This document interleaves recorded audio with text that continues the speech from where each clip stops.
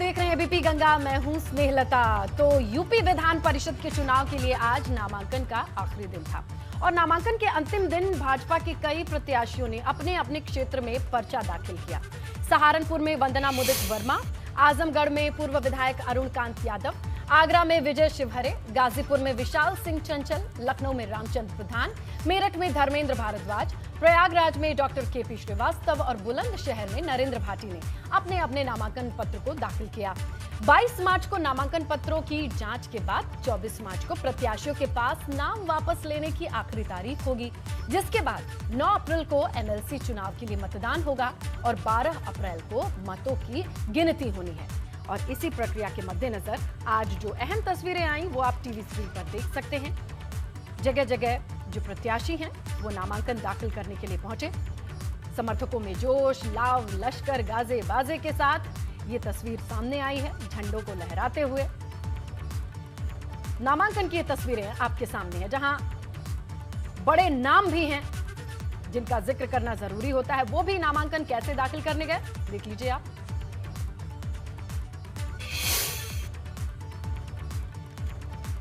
तो विधान परिषद चुनाव के लिए भाजपा ने नामांकन के आखिरी दिन वाराणसी से सुदामा पटेल को मैदान में उतार दिया है। ऐसे में अब वाराणसी में विधान परिषद का जो चुनाव है बेहद दिलचस्प हो चुका है।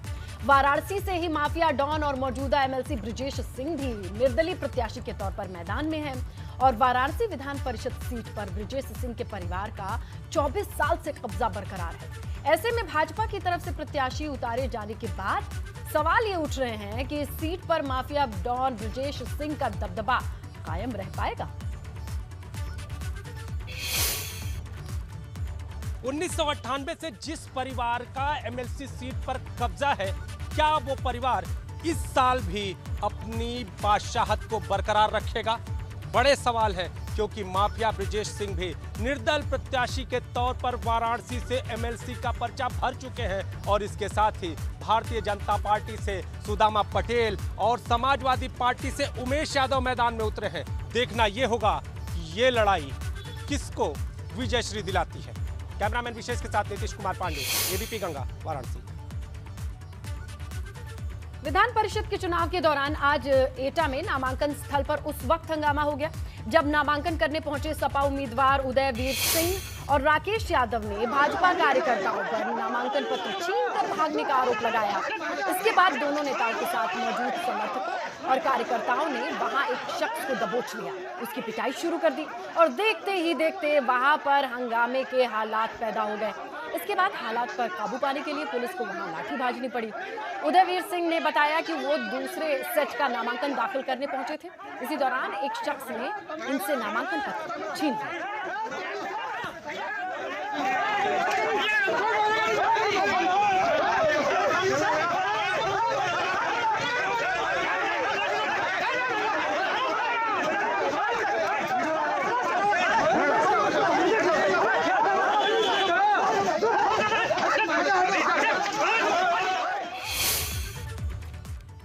पर्चा हो गया है ना, भरा हो गया क्या? मैं दूसरा सेट जमा करने आया था।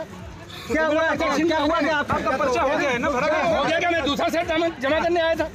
क्या हुआ क्या आपका पर्चा हो गया है ना, भरा हो गया क्या? मैं दूसरा सेट जमा करने आया था। क्या हुआ?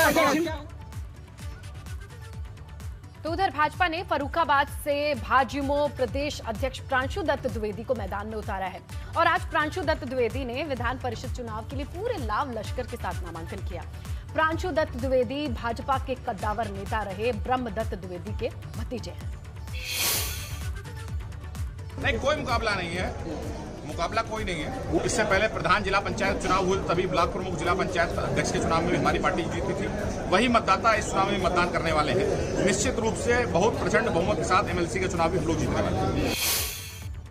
तो 25 मार्च को योगी सरकार के शपथ ग्रहण समारोह को लेकर लखनऊ में तैयारियां तेज हो गई हैं। लखनऊ के अटल बिहारी वाजपेयी स्टेडियम में 25 मार्च को होने वाले शपथ ग्रहण समारोह के लिए तैयारियों का काम दिन रात लगातार चल रहा है। यूपी की सत्ता में ऐतिहासिक वापसी के बाद इस समारोह को भव्य बनाने के लिए स्टेडियम में भव्य मंच बनाया जा रहा है, जिस पर प्रधानमंत्री नरेंद्र मोदी, सीएम योगी आदित्यनाथ, गृह मंत्री अमित शाह, जेपी नड्डा, राजनाथ सिंह के अलावा कुछ चुनिंदा लोग मौजूद रहेंगे।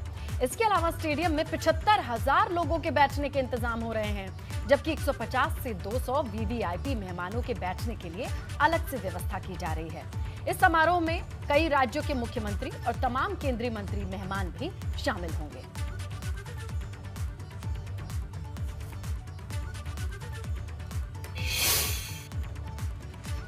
योगी सरकार पार्ट 2 का शपथ ग्रहण समारोह 25 मार्च को शाम 4 बजे भारत रत्न स्वर्गीय अटल बिहारी वाजपेयी कान्हा क्रिकेट स्टेडियम में होगा और हम इस समय उसी स्टेडियम में समारोह स्थल पर मौजूद हैं, जहां इस भव्य आयोजन की तैयारी हो रही है। आप देख सकते हैं कि किस तरह से कान्हा स्टेडियम में तैयारियां जोरों पर चल रही हैं।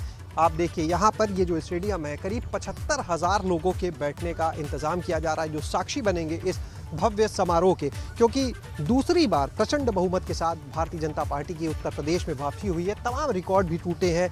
लगातार भाजपा के कोई मुख्यमंत्री अपना 5 साल का कार्यकाल पूरा करने के बाद एक बार फिर से उत्तर प्रदेश के मुख्यमंत्री पद की शपथ लेंगे। और आप देखें यहाँ पर तैयारियां जो है किस तरह से जोरों से चल रही हैं। ये सारी जो चेयर्स हैं, जो फिक्स चेयर्स हैं, वो भी बैठने की व्यवस्था है। इसके अलावा वीवीआईपीज़ के लिए अलग से भी आप देख सकते हैं यहाँ पर कुर्सियाँ लगाई जा रही हैं, जहां पर वीवीआईपी बैठेंगे। लगभग 150 से 200 वीवीआईपी की यहां पर व्यवस्था होगी, जिसमें अगर बात करें तो कई राज्यों के मुख्यमंत्री होंगे, कई केंद्रीय मंत्री होंगे, तमाम वीवीआईपी होंगे। और सामने आप एक और हम आपको नज़ारा दिखाएं, जो मंच बनाया गया है, जहां पर खुद प्रधानमंत्री नरेंद्र मोदी, गृह मंत्री अमित शाह, रक्षा मंत्री राजनाथ सिंह, भाजपा के राष्ट्रीय अध्यक्ष जेपी नड्डा, ये सभी लोग इसी सामने जो मंच तैयार किया गया है यहाँ पर मौजूद रहेंगे। उनके साथ में कुछ और विशेष लोग भी मौजूद रहेंगे, जो यहाँ पर जो शपथ ग्रहण का कार्यक्रम होगा उसके साक्षी बनेंगे इस दिन। कैमरा सहयोगी प्रमोद के साथ शैलेश अरोरा, एबीपी गंगा, लखनऊ। बड़ी खबर है, सपा अध्यक्ष अखिलेश यादव ने योगी सरकार के शपथ ग्रहण समारोह पर बयान देते हुए कहा कि अगर 25 मार्च को लखनऊ के कान्हा स्टेडियम में होने वाले योगी सरकार के शपथ ग्रहण समारोह में वो शामिल नहीं होंगे। आजमगढ़ में पत्रकारों ने जब अखिलेश यादव से पूछा कि क्या वो योगी आदित्यनाथ के शपथ ग्रहण समारोह में शामिल होंगे, तो अखिलेश यादव ने समारोह में शामिल होने से इनकार करते हुए कहा कि उन्हें नहीं लगता कि शपथ ग्रहण में उन्हें भाजपा की तरफ से बुलाया जाएगा। सुनिए अखिलेश यादव का ये पूरा बयान। मुझे नहीं लगता कि मैं जाऊंगा, न मुझे बुलाया जाएगा। नहीं बुलाया तो जाएगा आपको कैसे पता कि बुलाया जाएगा? ये ऐसा तो नहीं है कि आप लोग उनकी तरफ से कह रहे हैं कि अगर नहीं और सर मुझे तो पता नहीं लिस्ट। सर क्या संदेश रहेगा संदेश सरकार के लिए? देखिए क्या करें जो बेहतर रहे? सरकार झूठ न बोले बस।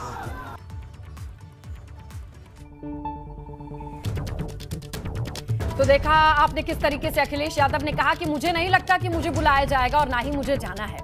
ये बड़ी बात उन्होंने कही जब आजमगढ़ में पत्रकारों ने उनसे सवाल किया कि आप शपथ ग्रहण समारोह जो 25 तारीख को कान्हा स्टेडियम में है वहां जाएंगे क्या। इस सवाल पर उन्होंने कहा कि मुझे नहीं लगता कि मुझे बुलाया जाएगा और ना ही मैं जाऊंगा। तो शपथ ग्रहण को लेकर के उन्होंने ये बड़ी बात कही। तो योगी 2.0 के शपथ ग्रहण की तैयारियां भव्य चल रही हैं। ऐसे में किस किस को बुलावा जाएगा। इस बीच जब आजमगढ़ पहुंचे अखिलेश यादव से ये सवाल किया गया, क्या आप भी शामिल होंगे शपथ ग्रहण समारोह में, तो अखिलेश यादव ने सफाई से कहा कि मुझे नहीं लगता कि मुझे बुलाया जाएगा और ना ही मैं जाऊंगा। तो सवाल और जवाब एक साथ उन्होंने दाग दिए। शपथ ग्रहण समारोह पर उनका ये बड़ा बयान, जहां उन्होंने ये कहा कि मुझे नहीं लगता कि मुझे बुलाया जाएगा और ना ही मैं जाऊंगा, यानी अपनी मंशा पर उन्होंने सवाल भी पूछ लिया। समाजवादी पार्टी के अध्यक्ष अखिलेश यादव आज अपने संसदीय क्षेत्र आजमगढ़ के दौरे पर थे। अपने आजमगढ़ के दौरे के बीच अखिलेश यादव अचानक सपा विधायक दुर्गा प्रसाद यादव के घर पहुंच गए। इस दौरान अखिलेश यादव के साथ फूलपुर पवई से सपा विधायक रमाकांत यादव भी मौजूद थे। वहीं अखिलेश यादव के आजमगढ़ के दौरे पर पहुंचते ही सपा के कार्यकर्ता समर्थक अखिलेश के जोरदार स्वागत में जुट गए। इस दौरान अखिलेश यादव ने आजमगढ़ की सभी 10 सीटों पर सपा को जीत दिलवाने के लिए आजमगढ़ की जनता का धन्यवाद किया। कहा कि सपा की सरकार तो नहीं बन पाई, लेकिन कार्यकर्ताओं को पता चल चुका है कि भाजपा अजेय पार्टी नहीं है। समाजवादी पार्टी और गठबंधन का वोट परसेंटेज बढ़ा है। वोट परसेंटेज बढ़ने के साथ साथ समाजवादी पार्टी की सीटें भी बढ़ी हैं। कम से कम समाजवादी लोग ये जान गए हैं कि वोट कैसे बढ़ाया जाएगा, भारतीय जनता पार्टी की सीटें कैसे घटाई जा सकती हैं और आने वाले समय में जो चुनाव होगा न केवल भारतीय जनता पार्टी की सीटें कम होंगी, बल्कि उनका वोट घटाने का भी काम जनता इस बार करेगी। राष्ट्रपति रामनाथ कोविंद ने आज राष्ट्रपति भवन में पद्म पुरस्कार विजेताओं को सम्मानित किया। इसमें हेलीकॉप्टर हादसे में शहीद हुए सीडीएस जनरल बिपिन रावत और कांग्रेस के वरिष्ठ नेता गुलाम नबी आजाद का नाम शामिल है। सीडीएस जनरल बिपिन रावत को मरणोपरांत पद्म विभूषण पुरस्कार दिया गया। राष्ट्रपति रामनाथ कोविंद ने जनरल बिपिन रावत की बेटियां कृतिका और तारिणी को यह पुरस्कार दिया। केंद्र सरकार की तरफ से गणतंत्र दिवस की पूर्व संध्या पर पद्म पुरस्कारों का ऐलान किया गया था। इसमें 4 लोगों को पद्म विभूषण पुरस्कार सरकार ने दिया, जिनमें से दिवंगत CDS general Bipin Rawat, BJP नेता कल्याण सिंह, गीता प्रेस गोरखपुर के अध्यक्ष रहे राधेश्याम खेमका और शास्त्रीय संगीत के लिए मशहूर प्रभा अत्रे का नाम शामिल है। तो देखिए, जिनका नाम शामिल था उन्हें आज पुरस्कृत किया गया और जो बड़े नाम रहे जैसे जनरल बिपिन रावत, उनकी मरणोपरांत ये पुरस्कार देने पर उनकी बेटियों ने ये पुरस्कार ग्रहण किया। तो राष्ट्रपति भवन से ये बड़ी तस्वीर निकल करके सामने आई, जहां पद्म पुरस्कारों को देकर के सम्मानित करने वाली ये तस्वीरें, जहां गीता प्रेस के अध्यक्ष रहे राधेश्याम खेमका का नाम भी सामने था और पूर्व सीएम कल्याण सिंह। तो मरणोपरांत जिन्हें ये सम्मान मिला, उनके बिहाफ में उनके अपनों ने इस पुरस्कार को स्वीकृत किया और उन्हें सम्मानित किया राष्ट्रपति रामनाथ कोविंद ने। तो राष्ट्रपति भवन से आज भावुक करने वाली तस्वीर भी आई। ये तस्वीर पद्म पुरस्कार समारोह की है। यूपी के काशी के रहने वाले योग गुरु स्वामी शिवानंद को आज पद्मश्री सम्मान दिया गया। इसके लिए जब स्वामी का नाम पुकारा गया तो 126 साल के स्वामी शिवानंद ने पुरस्कार लेने से पहले घुटने के बल बैठ करके पीएम मोदी को प्रणाम किया। इस दौरान वहां माहौल भावुक हो उठा जब पीएम मोदी भी योग गुरु स्वामी शिवानंद के सम्मान में उन्हें प्रणाम करने लगे। वो लगातार झुक करके स्वामी शिवानंद के अभिवादन का जवाब देते रहे। इस बात स्वामी शिवानंद जब राष्ट्रपति के हाथों सम्मान लेने बढ़े तो फिर उन्होंने राष्ट्रपति को इसी तरीके से नमस्कार किया। इसके बाद राष्ट्रपति रामनाथ कोविंद ने भी झुक करके उनके हाथों को पकड़ के उन्हें उठाया। इस दौरान राष्ट्रपति भवन तालियों से गूंजता रहा। मौजूद हर शख्स की आंखें नम हो गई। इस दौरान स्वामी शिवानंद की आंखों में गजब की चमक थी। 126 साल के योग गुरु पूरी तरीके से फिट हैं। योग को लेकर उनके समर्पण को सरकार ने पद्मश्री देकर सम्मानित किया है। भारतीय जीवन पद्धति और योग को लेकर स्वामी शिवानंद के योगदान के लिए उन्हें ये पुरस्कार दिया गया।